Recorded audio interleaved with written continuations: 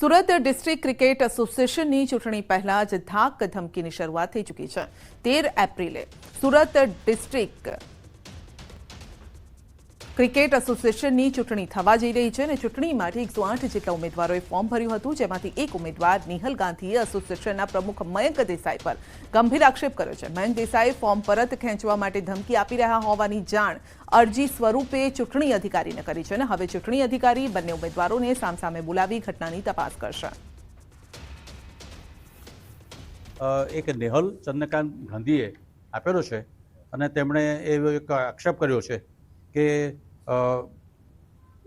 એસડીસીએના member જે મયંકભાઈ દેસાઈએ તેમને કોઈક ધમકી આપી છે એવું એક એમનો આક્ષેપ છે। તે અરજી અમારી પાસે છે, એમને અમે કાલે બોલાવીને એમને પણ અમે સાંભળનાર છે, એટલે એમને સાંભળવાની તક આપીને યોગ્ય અમે એની પર નિર્ણય કરીશું। ગાંધીનગરમાં આરોગ્ય કર્મીઓની હડતાલનો આજે 5મો દિવસ છે। ગાંધીનગરમાં મોટી સંખ્યામાં એકત્રિત થયા કર્મચારીઓ ગાંધીનગરમાં રામકથા મેદાનમાં દેખાવો કર્યા છે। સરકારી કર્મચારીઓ પર આરોપ પણ લગાવ્યો છે, આ સાથે એસ્મા લગાવવામાં આવ્યો છે। ગાંધીનગર આરોગ્ય કર્મચારીઓનું આંદોલન હજુ પણ યથાવત છે। મોટી સંખ્યામાં આરોગ્ય કર્મચારીઓ ગાંધીનગરમાં ભેગા થયા। સોમવારથી આરોગ્ય કર્મચારીઓ અચોક્કસ મુદતની હડતાલ પર છે। રાજ્યભરના જિલ્લા આરોગ્ય કર્મચારીઓ મુખ્યમંત્રીને આવેદનપત્ર આપવાના હતા। આંદોલનના પગલે સવારથી ગાંધીનગરમાં પોલીસે કિલ્લાબંધી કરી છે। બપોરે પોલીસ રણજીતસિંહ મોરી આરોગ્ય કર્મચારીઓના પ્રમુખની અટકાયત કરી હતી અને અત્યારે પ્રમુખ અને બીજા લોકોને પોલીસે છોડ્યા બાદ સેન્ટ્રલ વિસ્ટા ગાર્ડનમાં તેઓ ભેગા થયા। તો બેઠકમાં આગળની રણનીતિ અંગે ચર્ચા થશે।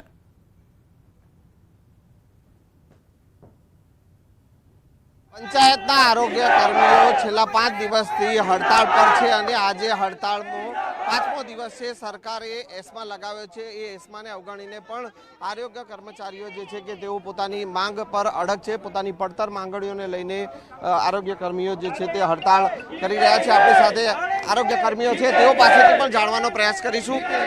હડતાળનો 5મો દિવસ છે, એસ્મા લગાવ્યો છે, છતાં આપણે તમારી માંગ પર અડગ છે। અમે અમારી માંગ પર અડગ છીએ અને હજી અડગ જ રહેવાના છે।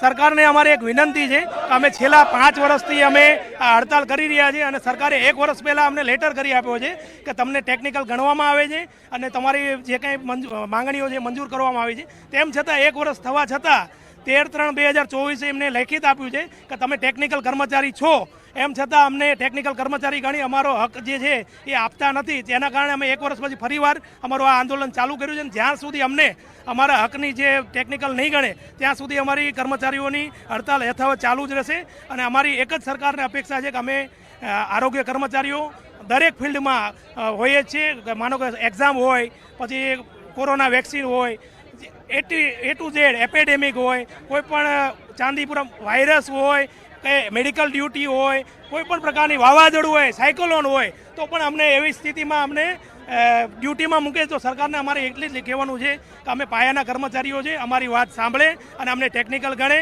અને અમને અમારો હક અપાવે। અચ્છા, ગઈકાલે પણ તમે લોકો જે છે આવેદનપત્ર આપવાનો જે પ્રયાસ કર્યો, પરંતુ અટકાયત કરી લેવામાં આવી। આજે ફરી એકવાર એકત્રિત થયા છો?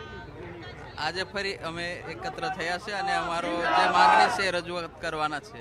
ઓકે, અન્ય કર્મીઓ છે તેઓ પાસેથી પણ જાણીશું શું હવે આખરે આજે શું રજૂઆત આપણે કરવાની છે। કંઈ નહીં, અમે જ્યાં સુધી આ અચોક્કસ મુદતની હડતાલ ચાલુ છે, અમારા મહાસંઘનો આદેશ ના આવે ત્યાં સુધી અમે ગાંધીનગર છોડવાના નથી અને આ હડતાલ કાયમ રહેશે, કન્ટિન્યુ રહેશે। બિલકુલ, અન્ય કર્મચારીઓ પણ જે આપ જે જોઈ શકો છો કે કર્મચારીઓ પાસેથી પણ જાણવાનો પ્રયાસ કરીશું કે